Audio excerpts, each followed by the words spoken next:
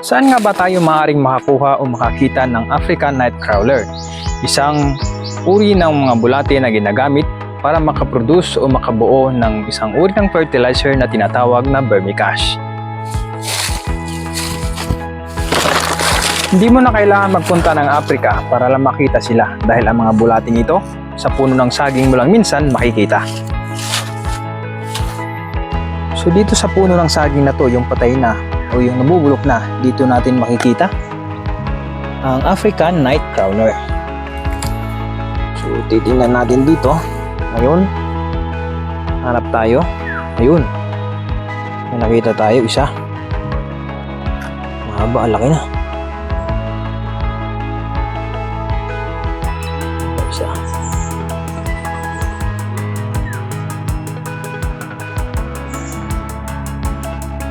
Yun. Ito pa. Gusto nila yung mamasa-masa.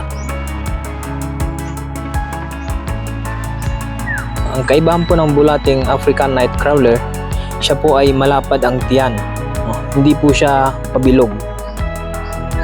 Yan po. Ganito po ang dumi o ipot ng African Nightcrawler.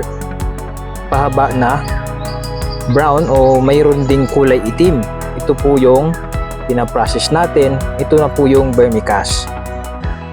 Ganito naman yung dumi ng isang ordinaryong bulate na madalas nating makita sa lupa.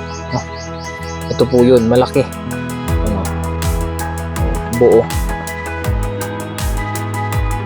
African Nightcrawler at saka ordinaryong bulate. Ito malapad ang tiyan. Ito naman ay pabilog lang. So kung tinatanong niyo kung hindi ba pwede yung ordinaryong bulate na pang-decompose o para makagawa ng vermicash, ay hindi po pwede dahil ito ganito nga po yung kanyang dumi. Ang dumi po ng African Nightcrawler ay may presyo. Ito po yung naibebenta.